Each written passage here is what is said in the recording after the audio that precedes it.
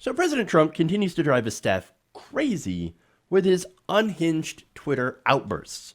Now, that's like the one early Monday morning, basically saying, Mueller better not testify, the fake news, etc., right? Dems, but we don't want the Dems to do the do-over.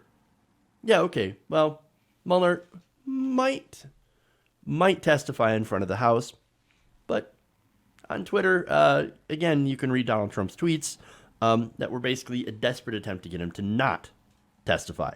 Now, White House staffers, despite all this, continue to have some sort of hope that they can reel him in on social media and prevent him from saying stupid things or more stupid things or additional stupid things, right?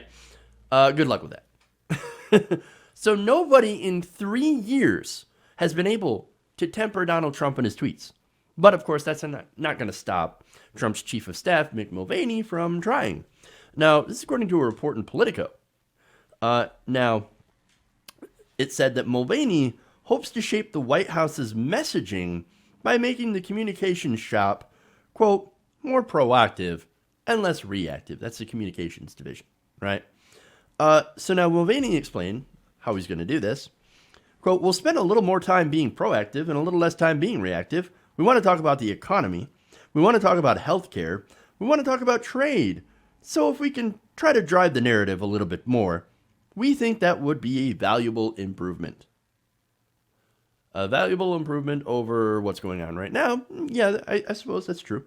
Now, if you want to talk about the economy, okay. You want to talk about healthcare, that's fine. But what does Donald Trump want to talk about? Well, he wants to talk about witch hunts. He wants to talk about, jailing his opponents, right?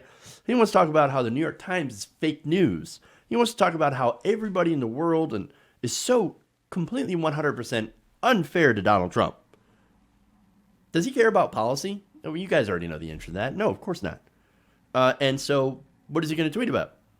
Yes, he'll tweet about the economy, but then he'll say things that are 100% not true.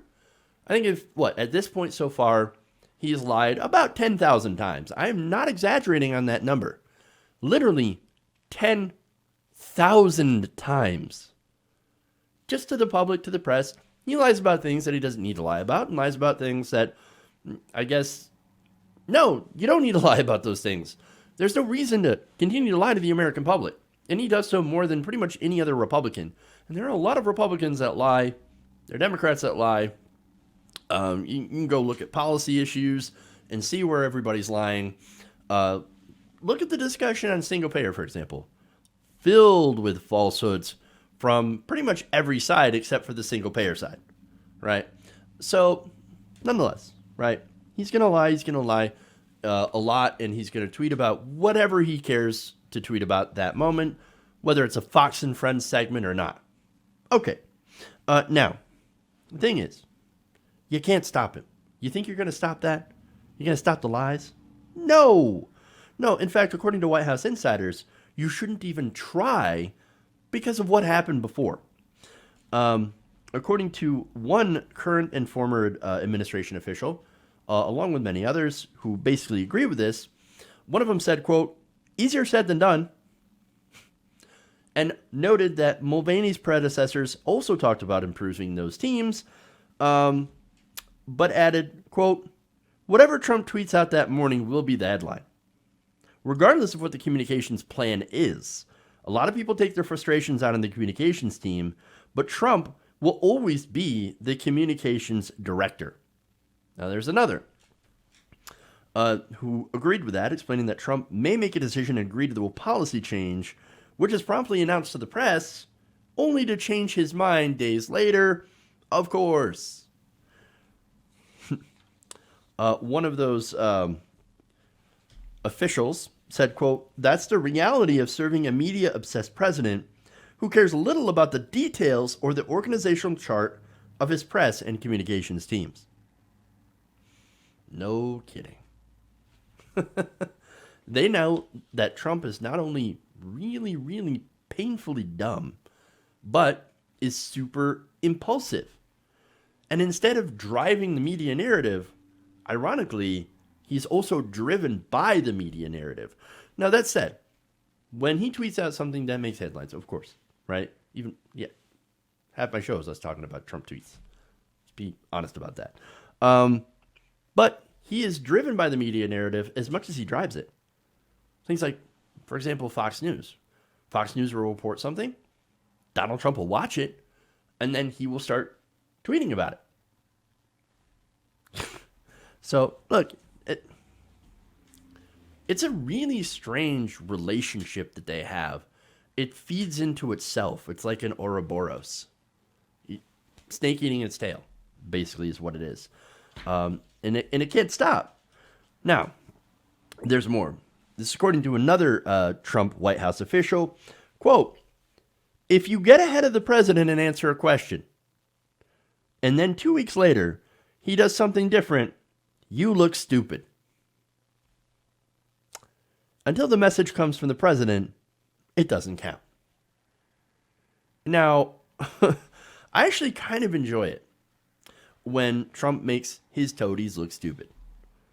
That's actually one of the few layers of Schadenfreude that help make these otherwise horrifying years somewhat more bearable. I mean, again, what did you guys expect? I mean, that Donald Trump was some sort of sane, rational actor who will not undercut you or throw you under the bus as soon as it suits him?